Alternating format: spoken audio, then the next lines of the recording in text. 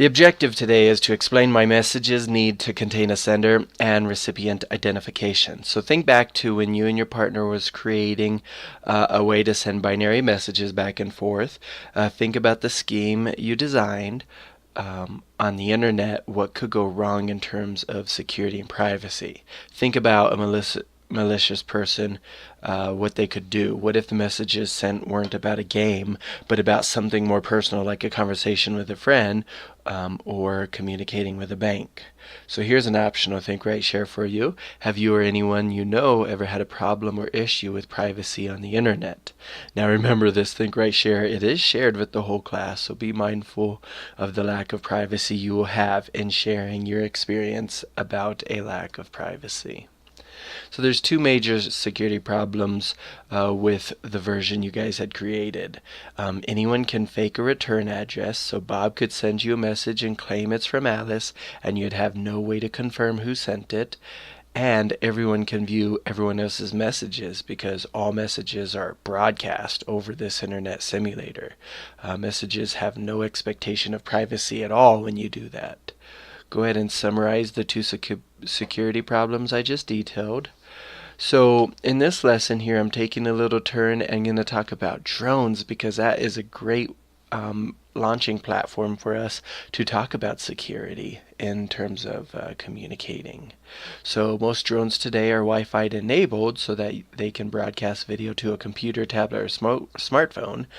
Some drones use Wi-Fi for remote controlling through a tablet or mobile application, but this is a bad idea, or at least you'll be limited to 600 meters because that's basically the distance Wi-Fi can go. It's a ultra high radio frequency. Think Right Share, what is the challenge of using Wi-Fi on drones? So usually when you control drones, you'll want to use radio frequency. And radio frequency is just a method for communicating. There are billions of devices around the globe that communicate using wireless communication in the RF segment of the electromagnetic spectrum. So in order to control a drone remotely, you must be able to communicate with it wirelessly. Radio waves are an invisible waveform on the electromagnetic spectrum. Like all things on the electromagnetic spectrum, radio is measured in hertz. So extremely low frequency is anywhere from 3 hertz to 30 hertz, and tremendously high frequency is 300 gigahertz to 3000 gigahertz.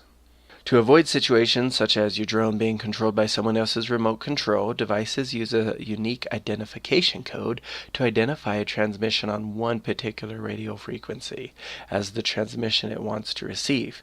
To do this, transmitters and receivers are paired using an RFID, or a radio frequency identification. All information broadcast over RFID is prefixed with an RFID so that the receiver knows that the information it is picking up is for it. So Think Right Share, in this situation, what are many drones using for control? Not video recording, just control. And how is this similar to IP addressing? So this is a great video, about 20 minutes in. He really digs into the IP address system itself, but for the sake of today's lesson, just make sure you stop by the 40-minute mark. The video is a total of 1 hour and 37 minutes, but I would say almost every one of those minutes is so worth it.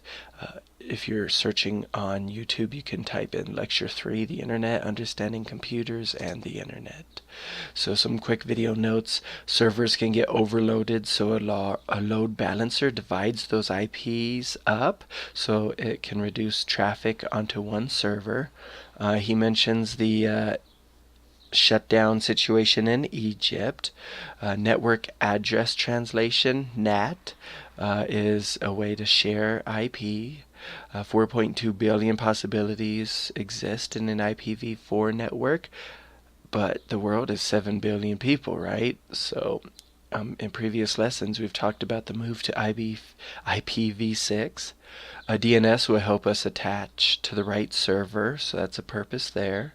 You can use traceroute on Linux to further explore And by 40 minutes, he is completely talking about routers, which is tomorrow's lesson. So just relax and don't watch more than 40 minutes of that video. So here's some of the standards we've been covering. The Internet is a network of autonomous systems. 6.2 says characteristics of the Internet influence the systems built on it. And 6.3, cybersecurity is an important concern for the Internet and systems built on it. So my think, write, share for this is, of the 3 standards, which is the most important one for you to remember forever, and why?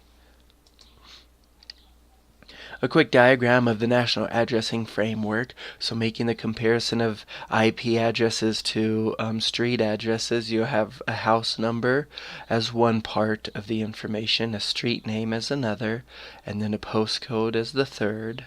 So you could kind of just look at this diagram. Don't forget, addressing can have very many different approaches. There are also levels of complexity to consider. Talk more about that tomorrow. If you're really interested in reading more today, you can visit this Wikipedia page or the Packet Pushers website. They're all about networking, and I highly recommend them. So here's the DOL for the day. With security in mind, why must messages need to specify a sender and recipient before a data transfer? And here's a little picture to preview tomorrow when we start talking about routers. There's a very important company based in San Antonio that we'll be talking about.